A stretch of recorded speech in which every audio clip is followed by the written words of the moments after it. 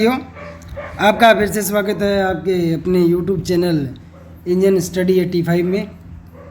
तो अभी तक हम चल रहे हैं भारत स्किल के कुछ महत्वपूर्ण प्रश्न जो आपके लिए होने वाली परीक्षा में महत्वपूर्ण साबित हो सकते हैं। कल तक हमने लगभग 30 प्रश्न कर लिए थे। आज चलते हैं हमारे नेक्स्ट प्रश्न 31 नंबर पर। 31वां प्रश्न बोल रहा है कि what is the material of the cylinder block. तो यहाँ कुछ सामग्री दे रखी है, cast iron, bronze, brass, zinc alloy. तो यहाँ हमारा आंसर रहेगा कास्ट आयरन, क्योंकि कास्ट आयरन जो संपीड़न सामर्थ्य होता है, संपीड़न सामर्थ्य में मजबूत होता है, इसलिए जो ब्लॉक होते हैं इसे या बॉडी को लगभग कास्ट आयरन से ही डालकर बनाया जाता है। या यहाँ लिखा आ सकता है ग्रे कास्ट आयरन, तो भी आपका आंसर सही रहेगा। नेक्स्ट प्रश्न पर चलते हैं, प्रश्न नंबर 32। यहाँ इसको थोड़ा छोटा करना पड़ेगा हमें ताकि हमें सारी चीज़ें दिख जाए। यहाँ हम देखेंगे, इसने पूछा है what is the name of the part of mark as the X, कि एक्स भाग जहाँ लिखा है उस भाग का नाम क्या है।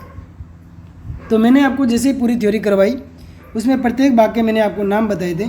मैंने कहा था कहीं ना कहीं किसी भाग को किसी तरह से चिन्हित रूप में पूछ सकता है। तो यहाँ सबसे पहले इसने लिखा है valve door cover, cylinder head, engine block, oil pan. तो इन सभी को नीचे से चलें। ऑयल पेन आपका ये रहेगा जहाँ ऑयल डाला जाएगा, तो इसको मिलान कर दें यहाँ से। इंजन ब्लॉक जिसमें ये वाला भाग इंजन ब्लॉक हो गया, सिलेंडर हेड वाला ये भाग हो गया, बचा हमारे पास वाल्व डोर, तो हमको इससे मिलान कर दें। तो यहाँ हमारा आंसर सही हो जाएगा ए नंबर। चलते हैं नेक्स्ट प्रश्न पर। या फिर वही प्रश्न पूछ लिया, 33 नंबर रिवाइज हो गया। चलते हैं 34 नंबर पर। What is the name of the diagram, आरेख का नाम क्या है। आगे देखते हैं आरेख का नाम क्या है। यहाँ लिखा है आरेख, ये एक टाइमिंग डायग्राम है। किस चीज़ का है, प्रज्वलन timing, valve timing, port timing या इंजेक्शन टाइमिंग। तो यहाँ देखेंगे क्या दर्शाया गया है। इसे थोड़ा बड़ा कर लें। ये ऊपर दिया हुआ भाग टीडीसी, नीचे की ओर बीडीसी, ये हो गया inlet valve open, inlet valve close, exhaust valve open, exhaust valve close. तो हमारा इसका आंसर आपके कुछ ही दिया हो, पर अपनी तरफ से हमारा इसका आंसर रहेगा वाल्व टाइमिंग डायग्राम या वाल्व टाइमिंग समय। चलते हैं नेक्स्ट प्रश्न पर।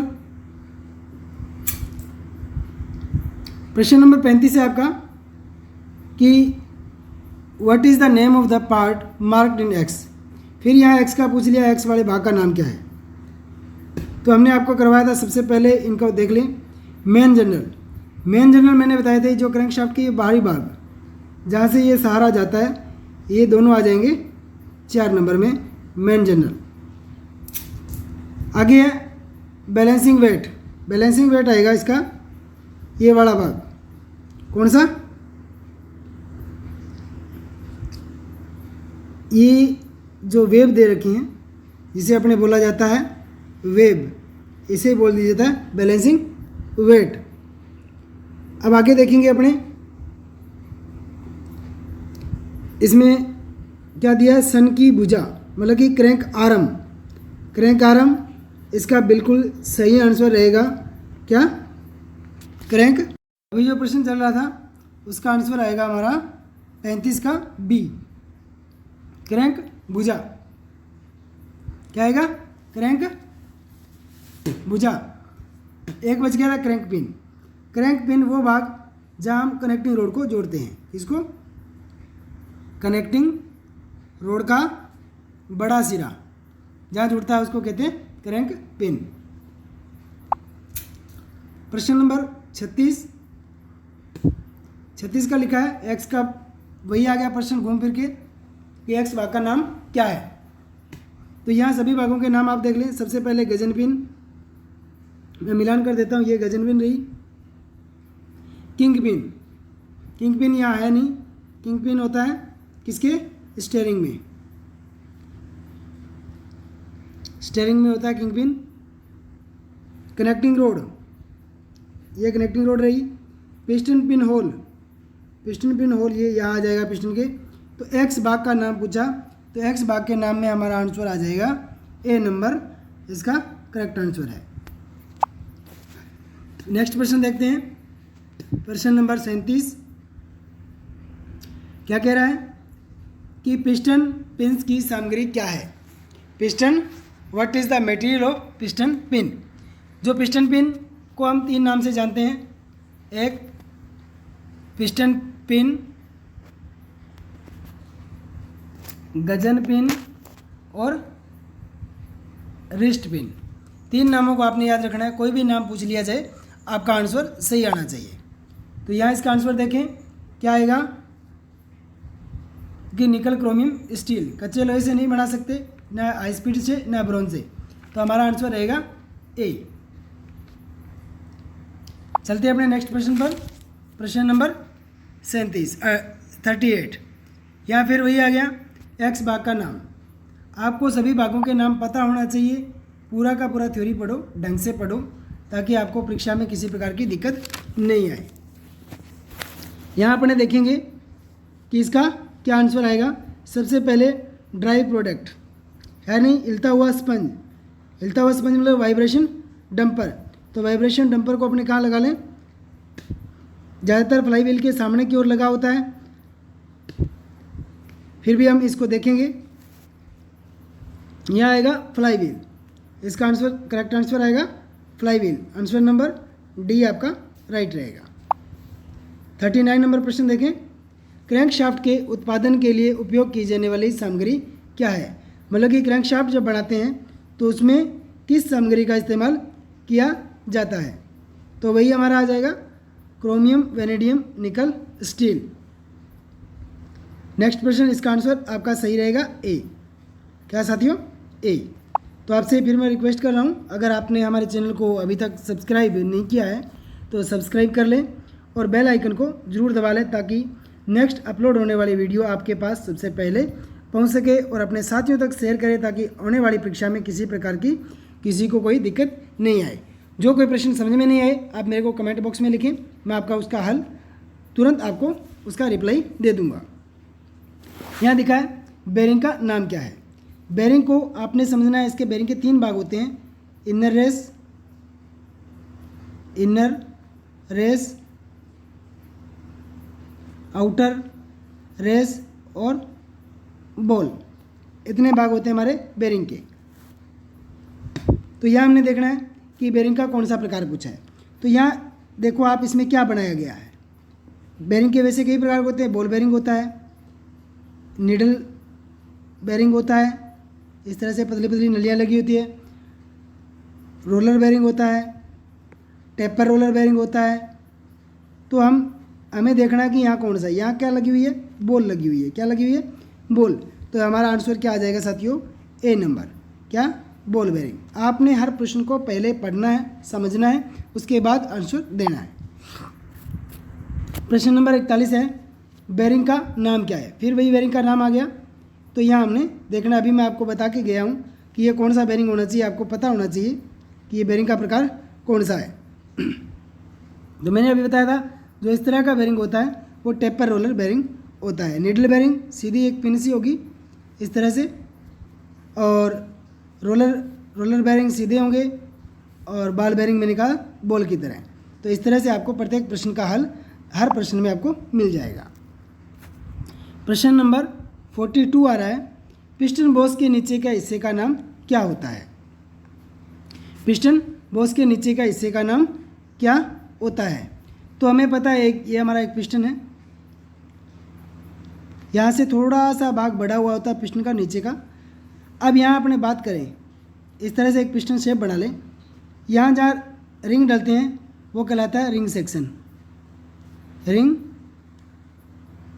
सेक्शन। जहाँ रिंग के बीच में गैप होता है वो कहलाता है लैंड, ऊपर वाला कहलाता है क्राउन और नीचे वाला भाग कहलाता है स्कर्ट। क्या कहलाता है? स्कर्ट। यहाँ होता है ये कहलाता है गजन पिन होल। क्या? Gudgeon pin hole. तो सभी भागों को हमें समझना है, इसलिए मैंने कहा था प्रत्येक प्रश्न आप ढंग से पढ़ें ताकि आपको परीक्षा में किसी प्रकार की कोई दिक्कत नहीं आए। तो यहाँ के प्रश्न का उत्तर क्या होना चाहिए अभी मैं बता के गया हूँ। तो नीचे वाला हिस्से का नाम क्या था अभी आप बताना चाहिए, पिस्टन स्कर्ट। इसका आंसर आपका डी करेक्ट रहेगा। चलते हैं नेक्स्ट प्रश्न पर, प्रश्न नंबर 43। 43 प्रश्न बोल रहा है कि which parts is connect to piston with crank pin. Crank pin से पिस्टन किस भाग से जुड़ता है? तो यहाँ आपने ध्यान देना है किस भाग से जुड़ता है। क्रैंक पिन से पिस्टन किस भाग से, ये क्रैंक शाफ्ट आ गई, ये क्रैंक शाफ्ट का पिन आ गया और ये बाहर वाले भाग जनरल आ गए। ये क्या है? जनरल है, ये इसका पिन है, ये इसका पिन आ गया। तो पिन से कौन सा भाग जुड़ता है? Push road. पुश रोड कौन सी होती है? जो धकेल दंड ऐसी सीधी रेखाएं होती है, ये नहीं आएगा। कनेक्टिंग रोड, कनेक्टिंग रोड जुड़ेगी। कैम शाफ्ट नहीं जुड़ेगी, क्रैंक शाफ्ट भी नहीं जुड़ेगी। तो इसका हमारा आंसर क्या आ जाएगा? करेक्ट हमारा बी नंबर। क्या आ जाएगा साथियों? बी नंबर की कनेक्टिंग रोड। अगर पूछता है कि कौन सा सिरा जुड़ा होता है तो इसका बड़ा सिरा जुड़ा हुआ होता है। प्रश्न नंबर 44 आया है कि एक्स भाग का नाम यहाँ आपने बताना है। एक्स भाग का नाम बताना है। तो एक्स भाग का नाम यहाँ क्या होगा? थोड़ा डायग्राम को देखो, यहाँ क्या दे रखा है आप ये देखो कि ये क्या है? ये एक एडजस्टेबल क्या है? बेल्ट को एडजस्ट करने के लिए। ये इसका फैन बेल्ट है, फैन बेल्ट है। और ये क्या है? ये पुली है। आपको चित्र देखना है, ऐसा नहीं समझना नहीं है। ये बाहर वाला कवर है, पूरे चित्र को समझकर ही आपने आंसर देना है। तो इसका आंसर क्या आ जाएगा साथियों? क्रैंक शाफ्ट पुली। आंसर नंबर सी आपका करेक्ट हो जाएगा। प्रश्न नंबर 45। क्रैंक शाफ्ट को हटाने के लिए किस उपकरण का प्रयोग किया जाता है? क्रैंक शाफ्ट को हटाने के लिए तो यहाँ लिखा double ended spinner. Crank shaft नहीं हटती है इससे। गोल पाना नहीं हटेगा, पाइप रिंच से नहीं हटेगा। तो हम यहाँ क्या लगाएंगे? पुलर। पुलर हमारे पास दो प्रकार के होते हैं, एक होता है पुली पुलर और एक होता है बेरिंग पुलर। क्या? Bearing puller. तो यह हमारा आंसर क्या रहेगा साथियों? डी करेक्ट रहेगा। चलते हैं नेक्स्ट प्रश्न पर 46 पर।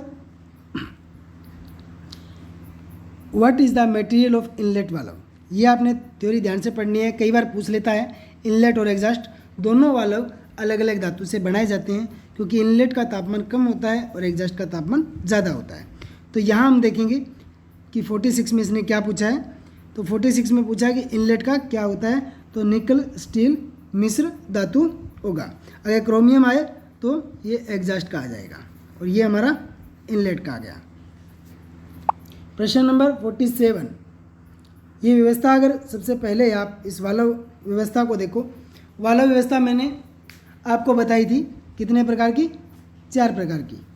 एल, आई, एफ और टी। लिफ्ट, लिफ्ट से आपने याद रखना है। एल से एल व्यवस्था, आई से ओवरहेड और एफ से एफ व्यवस्था और टी से टी व्यवस्था। तो यहाँ कौन सी व्यवस्था होनी चाहिए? आप पहले अंदाज़ा लगाएं, नहीं लगता तो मैं आपको बता देता हूँ। यहाँ सीधी बात है, एल व्यवस्था आ रही है पर यहाँ एल दिया नहीं है। रीड वाल्व नहीं होगा, रोटरी वाल्व नहीं है। यहाँ क्या है? Side valve. ओवरहेड होता तो दोनों वाल्व ऊपर की ओर यहाँ लगे होते हैं, ओवरहेड। साइड वाले व्यवस्था ये दर्शा रखी है, तो आपका आंसर बी नंबर सही हो जाएगा। प्रश्न नंबर चलते हैं 48 पर। यहाँ पूछा है कि एक्स के रूप में चिन्हित भाग का नाम क्या है? एक्स भाग में चिन्हित भाग का नाम क्या है? तो मैंने सभी भागों के आपको नाम बताए हैं, फिर भी आपसे गलती हो जाती है, फिर भी मैं आपको बता देता हूँ। सबसे पहले ये आ जाएगा केम लोब, ये आ जाएगा टैपेट, ये आ जाएगा सीधा स्प्रिंग, और ये आ जाएगा वाल्व। तो ये आपका आंसर क्या बनना चाहिए साथियों? आपका आंसर बनेगा बी। क्या? बी। क्या हुआ ये? टेपेट। चलते हैं नेक्स्ट प्रश्न पर, 49 पर। 49 पर अपने देखें, या फिर पूछा एक्स बाग का नाम क्या है। अभी मैं बता के गया हूँ, आपका क्लियर हो जाना चाहिए। तो यहाँ टेपेट कौन सा था? टेपेट हमारा था ये वाला भाग, केमलोब ये वाला भाग, वाल्व सीट, वाल्व सीट कहाँ होगा? जहाँ वाल्व लगा होगा ये वाल्व सीट आ जाएगा। और रोकर आर्म, रोकर आर्म इस व्यवस्था में दी नहीं है। तो आपका आंसर क्या होगा? जो एक्स पूछा है, एक्स वाला ये पूछा है, तो इसका आ जाएगा केम लोब। क्या आ जाएगा साथियों? केम लोब। आपका आंसर नंबर ए बिल्कुल राइट है। प्रश्न नंबर 50 पे चलते हैं। केम शाफ्ट की सामग्री क्या है? केम शाफ्ट किस धातु से बनाई जाती है? तो यहाँ फोर्जेड मिश्र इस्पात से बनाई जाती है। न तो तांबे से बनती है, न एल्यूमिनियम से, न ही जिंक से। तो सीधा सीधा आंसर, हमें पता है कि हल्की धातु से बना ही नहीं सकते, तो आपका आंसर ए नंबर करेक्ट रहेगा। आगे पूछा ड्राइव का नाम क्या है। यहाँ देखो, हमें पता है हम क्रैंकशाफ्ट और केम शाफ्ट को ड्राइव कई तरीके से दे सकते हैं। Number 1 belt drive, gear drive और चेन ड्राइव। तो यहाँ आपने देखना है ये क्या लगा हुआ है, क्योंकि इस पर भी दांते हैं, इस पर भी दांते हैं। तो अब ये कौन सी ड्राइव होनी चाहिए? आपके सामने है। तो यहाँ ये क्या दर्शा रखा है? इस पर दांते नहीं है। तो ये हमारा हो गया बेल्ट ड्राइव। प्रश्न नंबर 51 का आपका आंसर नंबर ए सही है। प्रश्न नंबर 52 देखें। प्रश्न नंबर 52 एक आपके अब टूल में से आ गया है कि इस टूल का नाम क्या है। तो यहाँ सबसे पहले टॉर्क रिंच। टॉर्क रिंच हमें पता होता है इस तरह का लंबी एक छड़ होती है जो निश्चित बल पर किसी नट या बोल्ट को कसने के लिए काम में ली जाती है। Piston ring compressor. Piston ring compressor ऐसा गोल खोखला होता है जिसको पिस्टन के रिंग की बाहरी सतह पर यहाँ एक नट लगा होता है, जिसको टाइट करने पर हम पिस्टन के ऊपर रिंग को अंदर डाल सकते हैं। तो यहाँ आपका आंसर रहेगा रिंग, पिस्टन रिंग एक्सपेंडर। ये क्या करता है? एक्सपेंड करता है, मतलब कि फैला रहा है। तो इसका आंसर आपका हो जाएगा सी नंबर करेक्ट आंसर हो जाएगा। प्रश्न नंबर 53 है 53। फ्लाई व्हील फेस को चेक करने के लिए किस मापक यंत्र का उपयोग किया जाता है? तो हमें पता है फ्लाई व्हील में क्या होता है, डिफॉर्मेशन हो जाता है, थोड़ी सी अनबैलेंस हो जाता है, तिरछा चलने चल लगता है। तो इसको चेक करने के लिए संपीड़न गेज ये कहाँ करेंगे? वाल्व में। माइक्रोमीटर, आउटसाइड माइक्रोमीटर, ये किसी चीज़ की बाहरी माप लेने के लिए ये भी नहीं आएगा। फिलर गेज, किन्हीं दो सतहों के बीच का गैप ज्ञात करने के लिए हम फिलर गेज का इस्तेमाल करते हैं। तो सही आंसर आ जाएगा डायल इंडिकेटर। क्यों ऐसा होता है डायल इंडिकेटर? या एक नीडल लगी होती है, इसके साथ लगा लेंगे, ये इसका स्टैंड हो जाएगा। तो यहाँ आपका सही आंसर रहेगा साथियों ए नंबर। प्रश्न नंबर नेक्स्ट पर चलते हैं 54 नंबर। टूल का नाम क्या है?